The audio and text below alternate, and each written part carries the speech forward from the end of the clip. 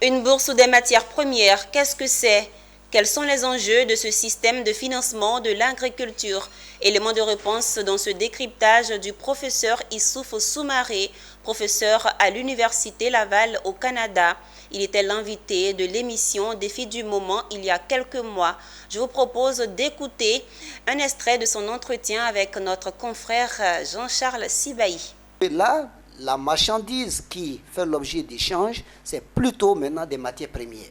Donc si on parle de bourse des matières premières agricoles, par exemple, ce sera des produits agricoles qui vont être transigés. Donc le vendeur des produits agricoles va venir sur ce marché, met en vente en fait là sa production, et vous avez un acheteur qui vient aussi sur le marché, et il y a une confrontation en fait là des deux autres. Et donc en fait là, le vendeur va pouvoir vendre et l'acheteur va pouvoir acheter. Voilà. Mais tout ceci se fait en fait là avec une coupole en fait là de régulation. Donc c'est un marché, oui, mais un marché qui est vraiment régulé. Donc il y a un mécanisme de régulation, donc il y a un organisme de régulation qui s'assure en fait qu'il y a la transparence sur le marché et qui s'assure aussi que tous les acteurs sont traités de façon équitable sur le marché. Alors une telle bourse, quelle pourrait être, quelle solution cela peut apporter à une économie comme celle de la Côte d'Ivoire?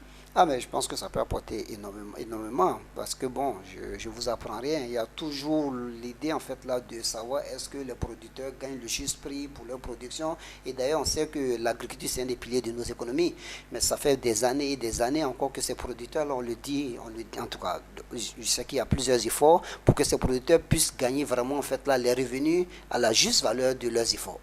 Et donc, une bourse des valeurs mobilières, je pense qu'un des avantages que ça apporte, c'est que ça apporte la transparence sur le marché. Et ça apporte une transparence au niveau de la fixation des prix.